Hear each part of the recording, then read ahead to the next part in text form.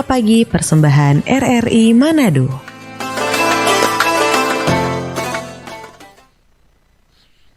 Assalamualaikum warahmatullahi wabarakatuh. Senang sekali berjumpa kembali bersama Anda pendengar program 1 RRI Manado, teman Pro 2 dan juga sahabat budaya program 4 RRI Manado.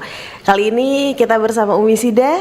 Umi, dengan acara seperti biasanya Mutiara Pagi Islami. Bagaimana Umi kabarnya? Alhamdulillah sehat walafiat. Mudah-mudahan para pendengar setia yang ada di sana, di mana saja berada, yang lagi rindu tentang Mutiara Pagi, Mas. Mudah-mudahan mereka dalam keadaan sehat walafiat. Amin. Soalnya udah banyak Umi yang nanyain, ini mana nih Mutiara Pagi, udah pada kangen sama Umi. Benar, Masya Allah, luar biasa. Jadi kita hadirkan Mutiara Pagi Islami dengan topik kali ini kita akan membahas mengenai menanamkan makna pengorbanan dalam keluarga ya Umi. Betul ya. sekali. Jadi tidak usah berlama-lama, sebelum kita mulai untuk bertanya-tanya kepada Umi, tentunya kita akan mendengarkan tausiah dari Umi Sida. Umi Sida dipersilakan. Baik, terima kasih. Jihan sehat ya? Alhamdulillah. Alhamdulillah. Baik, bismillahirrahmanirrahim. Assalamualaikum warahmatullahi wabarakatuh. Alhamdulillah, summa alhamdulillah. Alhamdulillahi rabbil alamin. Wassalatu wassalamu ala asyrafil anbiya'i wal mursalin Sayyidina Muhammadin wa ala alihi wa ashabihi ajma'in, amma ba'd. Bersyukur kita kepada Allah Subhanahu wa taala, hari ini hari Jumat penuh berkah ya. Masya Allah, hari ini kita masuk pada tanggal 5 Zulhijjah, 4 Zulhijjah, enggak 5, benar 5 Zulhijjah. Insya Allah mudah-mudahan tinggal menunggu beberapa hari lagi ke depan kita akan masuk pada hari raya Idul Kurban atau hari raya Idul Adha, dan insya Allah tentunya kita berharap semuanya dalam keadaan sehat walafiat, seluruh amal ibadah kita dikabulkan oleh Allah Subhanahu wa taala, kita semakin istiqamah di hadapan Allah taala, sehingga tentunya semua kita bagi yang muslim tetap merindukan akhir kehidupan ini dalam keadaan husnul khotimah. Amin ya rabbal alamin. Rasa cinta kita kepada baginda Rasul sallallahu alaihi wasallam, saya mengajak kepada kita semua, terutama pencinta Mutiara Pagi, ayo kita berselawat. Allahumma salli wa sallim ala sayyidina Muhammad wa ala ali sayyidina Muhammad. Mudah-mudahan selawat yang ikhlas dan tulus dari kita ini juga adalah merupakan asbab menggiring kita menuju kepada jalan yang baik, jalan yang dikategorikan dalam surah Al-Fatihah, ihdinas siratal mustaqim. Kita selalu meminta kepada Allah Ta'ala dalam 5 waktu yang wajib, ya Allah tunjuki kami jalan yang lurus. Insya Allah segala sesuatu yang kita lakukan, yang kita kerjakan berdasarkan ikhlas, maka insya Allah tidak perlu ragu. Allah sudah berjanji, udu'uni astajib lakum. Janji Allah, minta padaku yang sedikit, yang banyak, yang kecil, yang besar, minta padaku, aku pasti kabulkan. Tentunya harapan kita agar supaya segala sesuatu yang kita lakukan tidak hanya bernilai positif buat kita, tetapi juga bernilai positif buat orang banyak, yang memberikan manfaat buat orang banyak, yang dalam kategori syariat Islam disebutkan khairun nas anfa'uhum linnas. Manusia yang baik adalah manusia yang memberikan manfaat kepada manusia yang lainnya. Ini kayaknya pas dengan tema kita. Betul. Ya Jihan ya, menanamkan makna pengorbanan dalam keluarga. Keluarga ada di mana-mana. Setiap diri pengen punya keluarga. Kalau dia anak gadis, dia masih punya keluarga. Siapa? Ayah ibunya, kakaknya, adiknya, saudaranya, ya kan? Kalau dia sudah berkeluarga, dia punya keluarga. Dia ingin punya keluarga utuh yang menuju kepada sakinah, mawaddah, warahmah. Keluarga yang utuh, yang tidak memiliki problematika sedikit pun. Keluarga yang tanpa harus berkorban dengan berdarah-darah gitu ya. Karena kita memahami makna berkorban itu tidak dalam tanda petik yang menyakitkan, ya kan, yang merugikan satu pihak, tidak juga seperti itu. Ada makna berkorban yang nilainya positif, dan itu banyak dilakukan oleh sosok seorang ibu. Itu banyak dilakukan oleh sosok seorang perempuan. Nah, tapi bukan berarti laki-laki tidak pernah berkorban. Ada juga sangat besar. Kalau mau ditimbang ya, Umi berani katakan bahwa pengorbanan seorang ayah dan seorang ibu tidak kita dapatkan nilainya. Ibu berapa, ayah berapa. Sekarang kita sudah menjadi seorang ibu, kita paham berapa besar pengorbanan kita. Nah, kalau untuk menanamkan pengorbanan, makna pengorbanan ini dalam keluarga, kita harus mulai dari lingkungan kecil dulu. Unit terkecil yang disebut dengan keluarga. Keluarga itu ayah, ibu, terdiri dari ayah, ibu, anak. Kemudian setelah anak nikah, dia juga ada anak yang disebut dengan cucu gitu kan.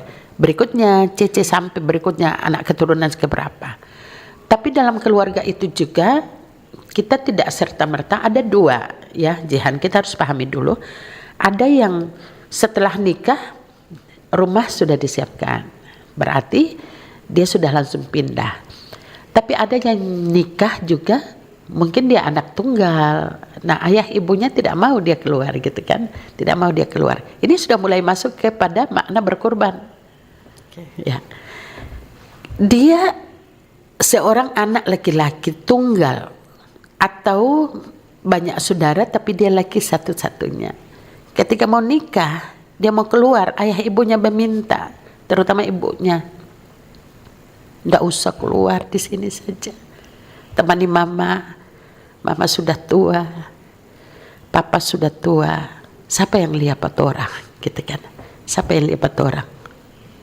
Kita masih dalam keadaan masih ego mungkin ya. Sudah cuma mama, nanti saudara-saudara dorang yang nanti lihat mama di papa. Saya pengen punya keluarga sendiri. Nah, ini sudah keluar. Kita belum berpikir tentang bagaimana pengorbanan kita. Kita masih berada pada satu titik yang disebut dengan ego. Kita pengen sekali dalam konsep kita setelah saya nikah, setelah saya kecil diasuh oleh orang tua, setelah saya besar saya akan kuliah, setelah saya kuliah saya sudah jadi sarjana, saya akan menikah, setelah itu saya akan keluar dari rumah.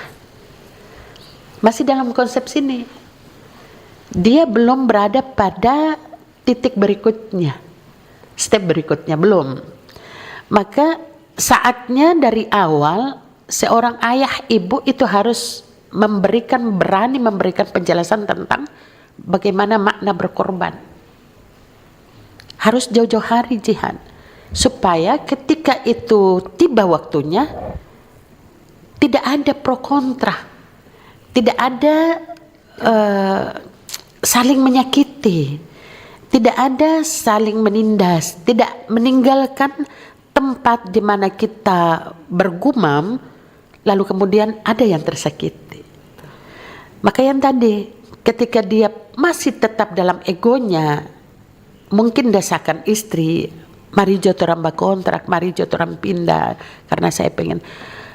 Padahal ini masih dalam proses adaptasi kan, masih proses adaptasi. Seorang ibu merasa kehilangan anaknya keluar, tapi anaknya pengen juga keluar karena ingin membangun sebuah rumah tangga yang utuh.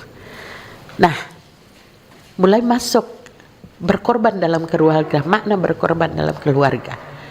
Ketika rasa rindu itu ada dalam pikiran orang tua, dan kita masih, ketika ibunya masih mendengar bahwa dia anaknya kekeh untuk keluar, ini sudah mulai sakit-sakitan. Mulai batuk-batuk kecil, demam, tiba-tiba demam, makan tidak lagi teratur, tidur tidak lagi teratur dan lain sebagainya. Akhirnya sakit.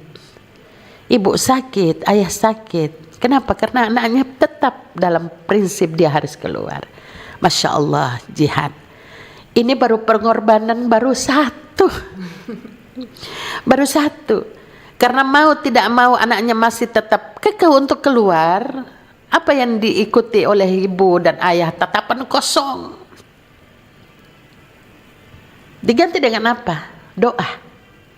Ya Allah, Saya pe anak coba saya tahan untuk sama-sama dengan kami di sini, melihat kami ada fasilitas rumah, kami masih sayang ya Allah.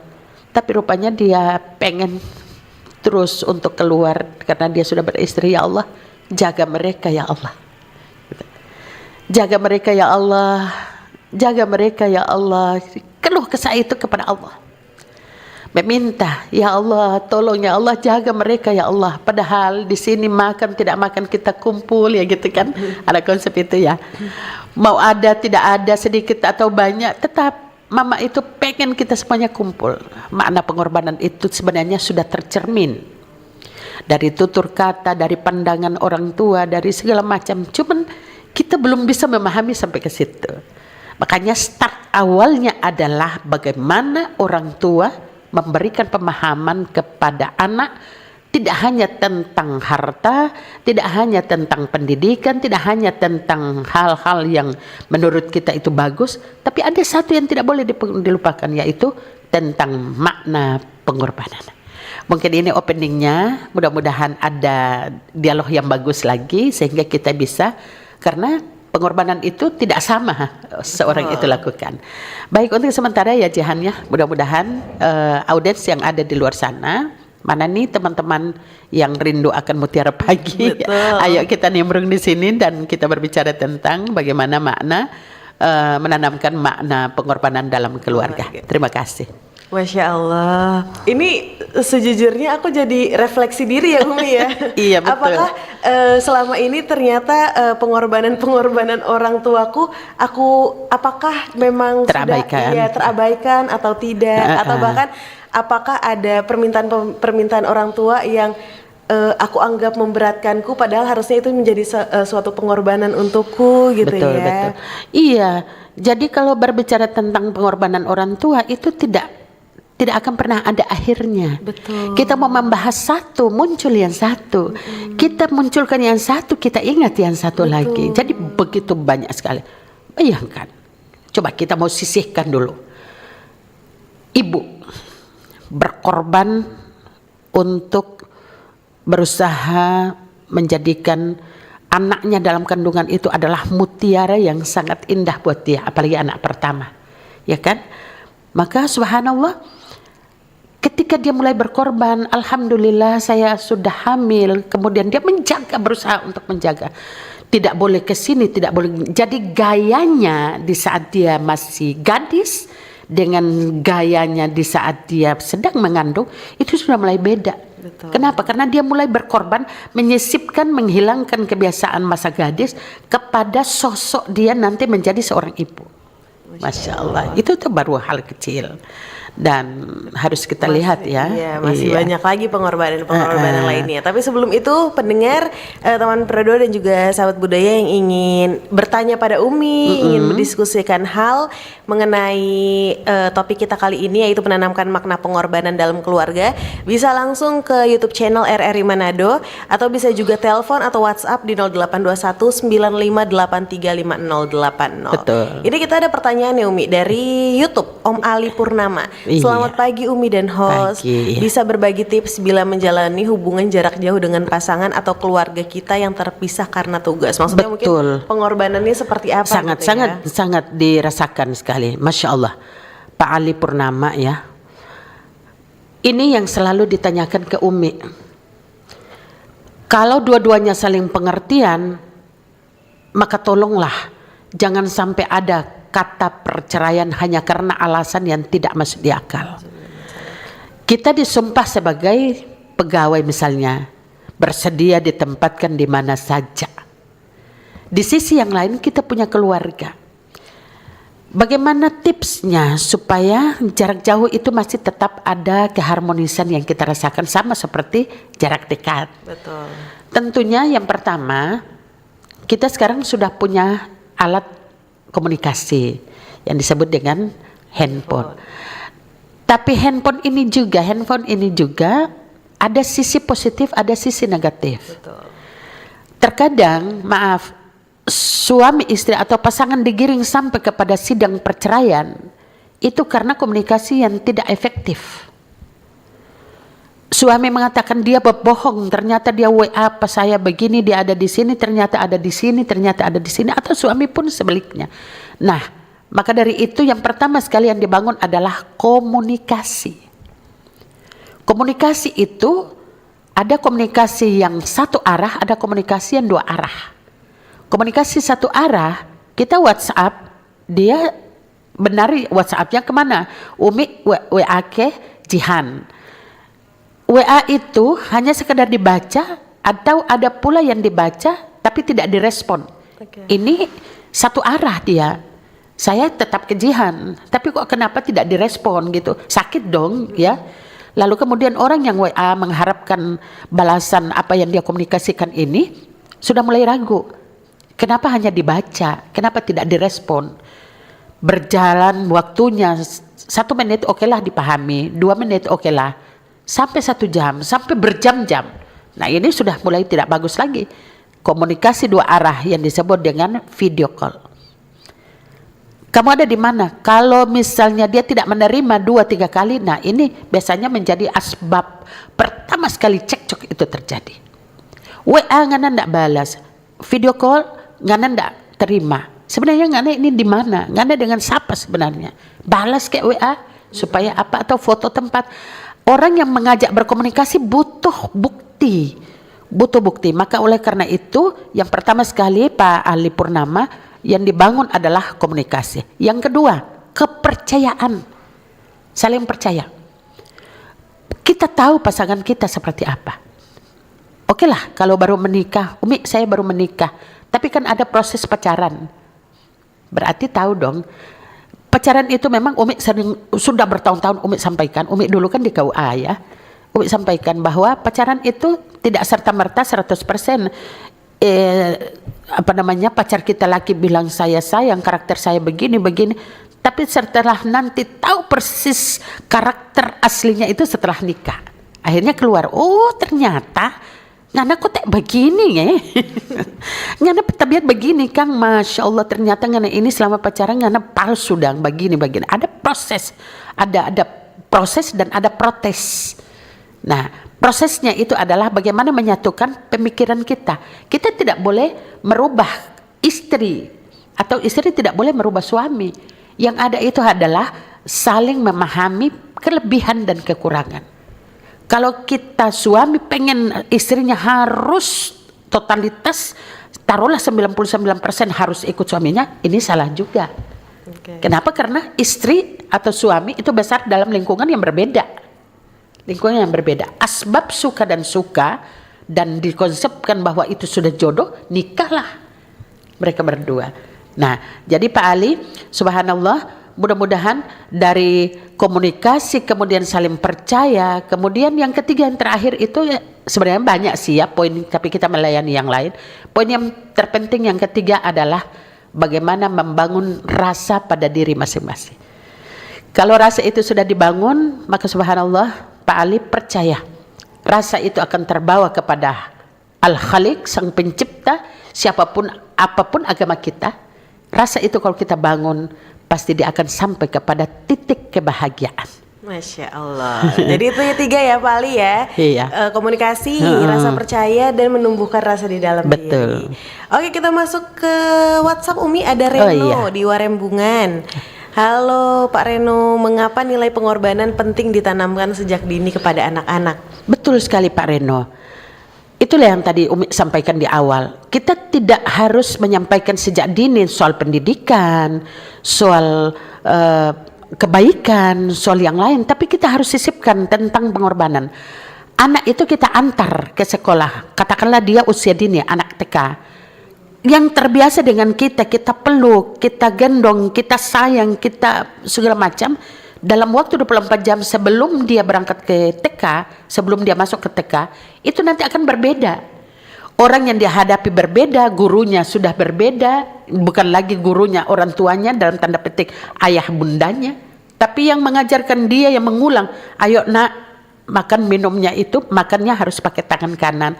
Ini etika yang kita ajarkan. Minum itu harus duduk nak, kalau lewat depan orang kita permisi, nunduk sedikit kepala kita tabe ya, begitu. Itu etika yang kita ajarkan. Sampai di sekolah dia tidak lagi sendiri, Pak Reno. Dia sudah berbaur dengan teman-teman, katakanlah 15 temannya yang memiliki karakter yang berbeda. Maka etika yang tadi yang kita ajarkan boleh dia pertahankan dan boleh juga akan hilang. Kenapa? Karena mungkin anak yang lain tidak memiliki apa yang diajarkan oleh Pak Reno bersama keluarga, bersama istri. Maka kenapa harus ditanamkan sejak dini? Butuh pengorbanan. Sebentar pulang nanti anak kita harus tanyakan dulu, bagaimana nak, kamu happy di sekolah? Dia akan ceritakan. Enggak Pak, ada teman yang begini, ada teman yang begini. Di situ saatnya kita menanamkan tentang pengorbanan. Kakak atau abang biasanya ya, Bang, di sekolah itu abang sudah tidak sendiri, abang sudah punya teman. Maka abang harus mulai bagaimana merasa ikhlas menerima teman punya keadaan seperti ini. Kita tidak langsung melakukan bahwa kakak atau abang harus mulai berkorban, bahwa bukan kata pengorbanannya yang harus disampaikan kepada anak, tapi trik atau kalimat yang mudah dipahami oleh usia anak tersebut. Jadi pengorbanan itu sangat penting, sehingga pada saat nanti ayah bundanya pergi, misal ada undangan yang memang betul-betul sangat penting dan tidak boleh membawa anak kecil. Disitulah dia paham tentang makna pengorbanan, bahwa apa yang dia inginkan seharusnya tidak semua totalitas harus dia punya. Oke, baik. Mudah-mudahan Pak Reno ya Jadi bisa itu dipahami. pentingnya ya Pak Reno ya. Iya. Kita lanjut masih dari WhatsApp Umi dari Iya. Abdurraka di Wonasa Kapling. Assalamualaikum warahmatullahi wabarakatuh. Waalaikumsalam. Seandainya ada satu pihak yang merasa paling berkorban dalam keluarga, apalagi yang sering orang tuanya sering ikut campur gitu Oh, ya. Masya Allah. Bagaimana cara kita menyikapinya agar bisa minimalisir konflik? Wassalam. Iya Pak Abdurraka di Wonasa ya. Iya, ini pemicu. Jadi ada dalam keluarga itu ada pihak ketiga.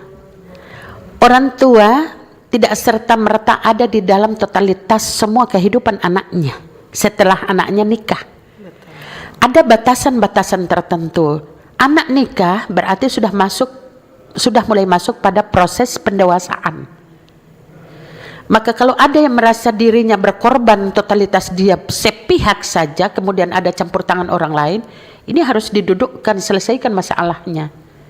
Berkorbannya itu apa? Apakah rumah karena saya numpang? Berkorbannya apa? Apakah ibu terpaksa memberikan anak ibu nikah dengan saya? Berkorbannya apa? Apakah waktu nikah itu ibu ngutang? So itu melakukan segala sesuatu itu jangan berpikir mewahnya, jangan berpikir ramainya, jangan berpikir sesuatu yang wahnya, tapi harus ada pertimbangan kemampuan kita masing-masing. Maka bagaimana cara supaya kita bisa meminimalisir konflik yang terjadi? Konflik itu muncul dari orang punya rasa ego dan emosi. Ada 2 E itu. Pertama ego, itu dia menepuk dada. Saya lebih banyak berkorban. Uang saya keluar, mana ngoni mau ganti? Nah gitu kan bahasanya, biasanya yang seperti itu. Yang kedua, ngana kok ndak pernah ada kerja, makan hari-hari saja ngana ndak pernah bertamu. Padahal dia harusnya memahami kondisi seseorang itu tidak selamanya sama dengan kita. Nah, yang berikut, dia menghitung berapa banyak dia keluarkan dan dia tidak menghitung berapa banyak yang masuk. Yang masuk itu dari siapa? Dari kita yang dituduh tidak pernah berkorban. Nah, maka bagaimana caranya? Cara berikutnya adalah ada saatnya untuk kita mengalah. Mengalah itu bukan berarti menjatuhkan kita. Mengalah itu bukan berarti menjustis kita bahwa kita totalitas salah. Tapi ada satu orang yang mengalah ketika membiarkan orang lain untuk berbicara. Karena begini, di saat orang menggebu-gebu bicara, jangan langsung dipangkas. Kita tidak boleh langsung menjawab bahwa sama egonya seperti dia, tidak boleh. Caranya adalah ini yang Umi lakukan, tapi maksudnya bukan dalam keluarga. Terhadap siapa saja yang dalam keadaan emosi, dalam keadaan marah dan lain sebagainya, kadang orang lain Umi yang dipanggil. Nah caranya seperti, biarkan dia totalitas untuk berbicara.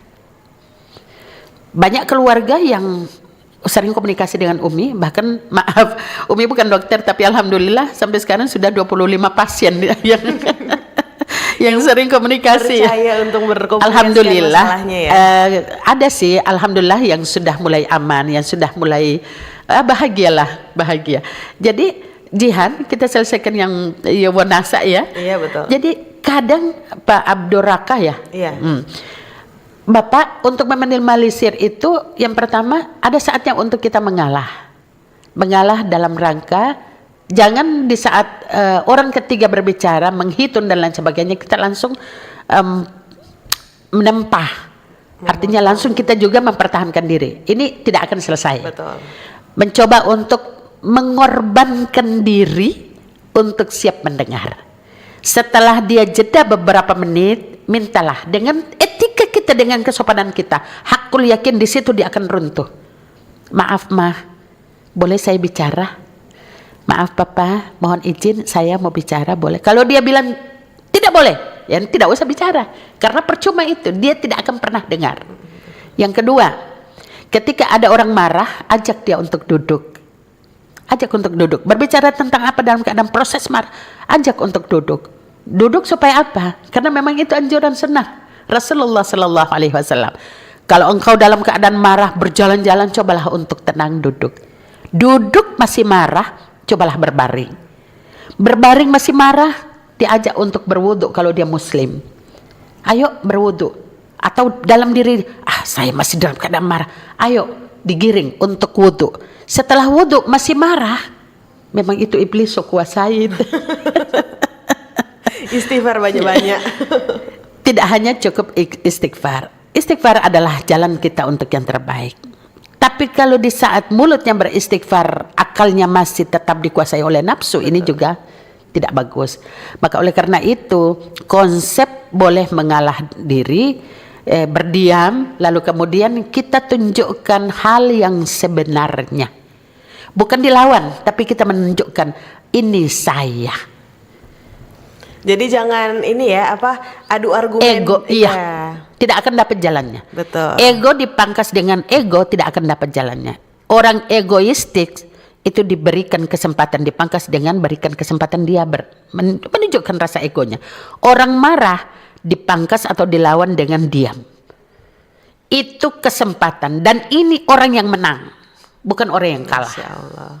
Jadi jangan sampai nanti karena sama-sama marah gitu ya, jadi memperkeruh keadaan ya Umi ya jatuhnya. Itu nanti panjang ceritanya. Betul. Dan tidak akan pernah mendapat solusi. Masya Allah. Tidak akan pernah mendapat. Begini Jihan, Umi ingin sampaikan dari Pak Abdurraka tadi, usahakan kita menunjukkan karakter kita, sikap kita, sehingga orang lain bisa belajar dengan kita.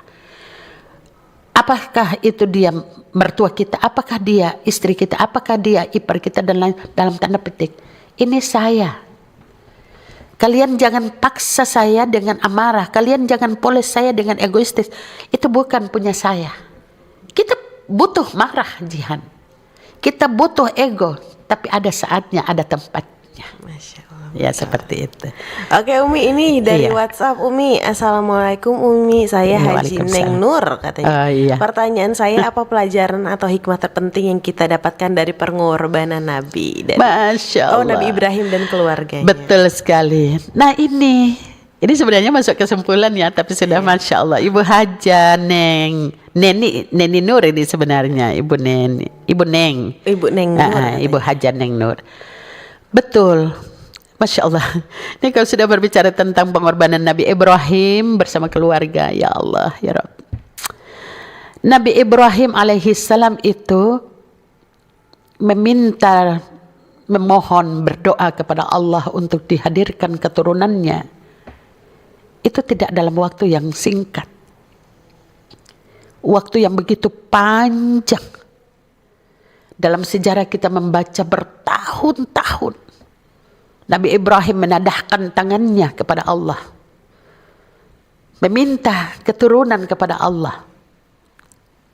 Dia tidak waktu singkat Jihan, waktunya panjang. Tapi tahu enggak, nada suara Nabi Ibrahim alaihissalam, ini kita mulai mengambil ya pengorbanan Nabi Ibrahim. itu tetap sama dari tahun pertama dia meminta keturunan sampai tahun terakhir diberikan keturunan. Ya Allah, anugerahkanlah kepada hamba keturunan. Belum lagi masih tetap ya Allah beri hamba keturunan. Masih lagi belum dikasih keturunan, berikutnya masih tetap doa ya Allah beri hamba keturunan.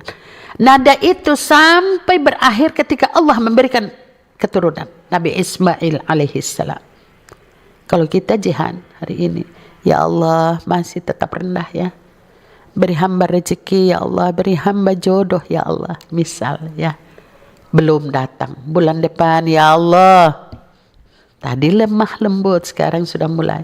Ya Allah, beri hamba rezeki ya Allah, beri hamba keturunan ya Allah, beri hamba jodoh ya Allah, beri hamba masa depan ya Allah. Tidak nampak itu, belum ada lagi Allah kasih. Bulan berikut, ya Allah, mulai keras. Kita seakan-akan ada amarah, ada ego kita yang kita lampiaskan kepada Allah. Padahal ini perjalanan doa itu adalah bagaimana Allah melihat totalitas konsisten kita berdoa meminta kepada Allah. Dan itu ini dilakukan oleh keluarga Nabi Ibrahim alaihissalam. Kita digiring ketika doanya sudah dikabulkan. Allah datangkan rezeki yang terbagus, diberikan keturunan Nabi Ismail alaihissalam. Di saat-saat kasih sayang dan cinta itu berjalan, diisyaratkan dalam mimpi harus dikorbankan. Masya Allah, ini sedih. Umi itu boleh membaca 25 perjalanan Rasul-Rasul Allah dari Nabi Adam alaihissalam hingga Nabi Rasulullah Nabi Muhammad sallallahu alaihi wasallam.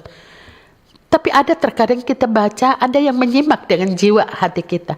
Tapi ketika Umi mulai masuk di sejarah Nabi Ibrahim alaihissalam dengan Nabi Ismail alaihissalam, sejenak terpikir, ya Allah, andai kata hikmah pengorbanan ini tidak digantikan oleh Allah dengan kibas, berarti anak laki-laki kita tidak ada, harus dikorbankan. Dan ketika dia ceritakan mimpinya kepada Nabi Ismail alaihissalam, anak ini tidak ego, tidak marah. Padahal kata ayahnya, andai kata Allah memerintahkan untuk menyembelih engkau sebagai korban, apa menurut kamu? Apa jawaban si anak Nabi Ismail alaihissalam? Ini sebuah pembelajaran bagaimana makna pengorbanan itu harus kita tanamkan kepada keluarga kita sejak dini. Lalu kemudian jawaban yang begitu luar biasa yang tidak pernah disangka oleh Nabi Ibrahim alaihissalam. Ya abi, wahai aba, jika memang itu adalah perintah Allah, laksanakan. Masya Allah. Laksanakan, kata Nabi Ismail. Jika itu adalah perintah Allah, maka untuk tidak sakit dalam sejarah Nabi Ibrahim membawa anaknya dan dia kasih tahu ke istrinya bukan untuk dikorbankan. Masya Allah, dikasih tahu anaknya bukan untuk dikorbankan. Di tempat yang sudah disiapkan, diikat matanya, ya kan? Ditutup matanya. Berbicara lagi Nabi Ibrahim kepada Allah, meminta lagi, ya Allah, kalau memang ini atas kehendakmu, atas permintaanmu, hamba ikhlas untuk berkorban. Hamba ikhlas. Karena proses keikhlasan itulah, dengan kuasanya Allah, dengan kebesarannya Allah, totalitas, mulai dari istri, mulai dari anak, lalu kemudian kepada Nabi Ibrahim alaihissalam. Maka oleh Allah dikuasakan, dengan kebesaran Allah digantikanlah Nabi Ismail alaihissalam dengan seekor kibas. Maka itulah syariat pengorbanan. Subhanallah, Ibu Haja Neng, luar biasa ini pertanyaannya, bikin Umi mewek deh. Karena kita tidak hidup di zaman Nabi Ibrahim alaihissalam. Betul. Tapi sejarah para nabi itu wajib kita baca. Karena ini sejarah yang termuat dalam Al-Quran. Kita tidak ragu dong. La raiba fi hudal lil muttaqin. Keraguan itu kalau kita mulai pangkas sedikit demi sedikit, mulai dalam diri kita hilangkan keraguan itu, yang dimunculkan oleh Allah, rasa takwa kita diganti oleh Allah. Masya Allah, luar biasa. Terima kasih banyak Ibu Terima Haja kasih. Neng Nur. Semoga bisa melihat Iya. juga ya bagaimana hikmah Iya. dari pengorbanan Nabi Ibrahim dan keluarganya. Ini Amin. pertanyaan terakhir Umi dari Jihan sendiri. Sebenarnya Oh, iya. Jihan banyak banget pertanyaannya, cuman kayaknya pendengar, teman-teman Pro2 dan juga sahabat budaya lebih ingin bertanya gitu ya. Jadi Iya. nggak apa-apa, kita persilahkan. Sambil ini. menunggu juga ya. Betul. Iya. Gimana? Ada nggak sih Umi yang pengen Umi sampein untuk keluarga-keluarga yang sedang mendengarkan gitu ya, bahkan secara individu ataupun keluarga yang dimana bisa memberikan pengorbanan secara ikhlas tentunya dan bisa mendapatkan makna pengorbanan dari pengorbanannya Nabi Ibrahim dan keluarganya. Masya Allah Umi. Jihan. Itu yang tadi Umi sampaikan bahwa harus diajarkan dimulai dari keluarga. Anak ketika kita asuh beranjak dewasa itu sudah mulai disampaikan bahwa adik ketika dia sudah SMA, ketika dia sudah mulai menanjak ke dewasa, itu sudah harus mulai diajarkan cara dia berkorban. Berkorban apa? Pertama sekali yang Umi ajarkan dalam keluarga berdasarkan pengalamannya. Umi dudukkan anak-anak di saat makan, kami ngobrol, atau mungkin pada saat kami santai depan televisi. Ini ruang-ruang yang sangat penting sekali. Di saat di meja makan, Umi selalu sampaikan bahwa ini adalah meja makan adalah media yang paling mudah untuk berkomunikasi dengan keluarga. Itu media paling mudah. Dia tidak selamanya mencicipi daging atau makanan yang mewah. Kita tahu. Tapi ketika kita mulai ajarkan kepada anak untuk berkorban, belajar ikhlas, menerima apa yang orang tuanya suguhkan. Seorang ibu itu berusaha agar supaya meja makan itu penuh, Dek. Dia tidak peduli berapa banyak utangnya, yang penting di saat anak keluarganya makan itu mewah. Di saat anaknya makan itu dia harus dengar bahwa anaknya, Umi ini enak, Umi ini sedap, besok bikin ini lagi. Dia tidak tahu bahwa telur dadar yang disiapkan itu masih ngutang. Tapi ibunya ikhlas. Iya, insya Allah mau besok atau ntar malam masih tetap ada basa-basinya. Dan itu tidak dimiliki oleh siapa-siapa. Dimiliki hanya oleh orang tua yang berusaha untuk mengajarkan bagaimana dia berkorban. Setelah dia berbicara, anaknya sudah dalam keadaan santai, ada yang belajar, ada yang mungkin dalam keadaan menonton televisi. Ibu dan ayahnya di meja makan melihat telur dadar habis, ayam goreng habis, ikan suir-suirnya habis. Berpikir lagi, Jihan, anak-anak masih mau ini, bagaimana caranya besok kita adakan lagi. Tidak ada saling menyalahkan. Itu makanya jangan sedap, enggak. Orang tua itu maunya anaknya makan enak, sedap, lalu kemudian dia bahagia. Titik. Seperti itu. Yang kedua, hari berikutnya sudah mungkin dadarnya sudah tidak ada lagi. Tentu dia cari, Umi telur dadar dong. Nah, disitulah saatnya kita. Iya, tadi Umi tadi ke warung, telurnya habis, Dek. Jadi makan yang ada dulu ya. Jangan tahu, jawaban seorang ibu itu ada dua. Benar-benar telurnya habis, dan yang kedua, dia berdusta. Hanya untuk apa? Berusaha untuk menenangkan anaknya. Jadi tidak ada, kalau Umi sampai saat ini, Umi belum berani mengatakan bahwa Umi jujur 100% untuk anak-anak. Belum berani Umi. Umi tidak berani.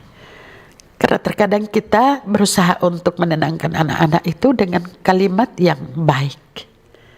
Kalimat yang baik. Maka subhanallah, kalau berbicara tentang ikhlas, ikhlas itu ada di dalam. Ikhlas itu tidak diobok-obok dengan kalimat kita. Ikhlas itu tidak harus mengatakan bahwa saya ikhlas. Tidak perlu seperti itu. Itu akan nampak dalam wajah kita. Itu akan nampak dalam keseharian kita. Cara kita berbicara, cara kita bergaul, cara kita menempatkan diri. Itu semua sudah nampak dalam kepribadian kita. Oke. Iya. Ini kayaknya jadi pertanyaan terakhir nih ya, bukan pertanyaan Jihan yang terakhir nih. Ada pertanyaan lagi dari Haji Neng Nur masih. Pertanyaannya Umi, bagaimana mengasuh anak-anak sekarang kebanyakan terlalu banyak orang tua yang membujuk anak dengan memberikan handphone katanya. Iya, ini sebenarnya juga pengorbanan. Pengorbanannya adalah salah sih sebenarnya Jihan. Kalau Umi tidak basa-basi untuk mengatakan jangan, enggak, memang salah. Harus ada pilih waktunya, anaknya yang seperti apa. Memang itu kok yang terjadi. Sekarang ini Masya Allah, anak nangis, handphone. Udah itulah sebenarnya. Jadi secara tidak langsung kita sudah mengorbankan anak ini sebenarnya. Mengorbankan anak, dia terhipnotis dengan ajakan murahan itu. Pendidikan yang tidak beretika, pendidikan yang tidak ada nilai positifnya. Harus melihat anak seperti apa.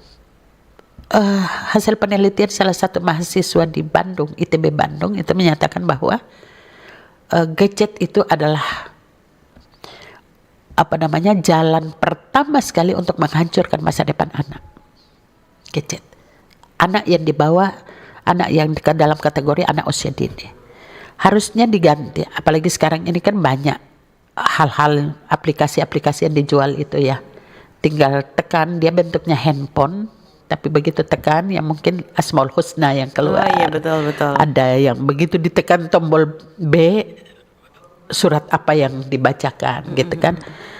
Sebenarnya ini semua kan dari orang tua. Betul. Maka mohon maaf, Umi berani mengatakan bahwa orang tuanya salah. Kalau membujuk anaknya dengan segala sesuatu, kesimpulannya adalah handphone. Salah. Berarti seakan-akan bahasa kasarnya, orang tua itu sudah mulai menghancurkan masa depan anaknya. Cara kita berkorban bukan seperti itu. Betul. Maka anak ini dengan kata sebenarnya, dengan kalimat. Tidak harus serta-merta dilakukan dengan handphone. Yang tahu persis karakteristik anaknya itu adalah ibunya, ayahnya. Bukan yang seperti itu.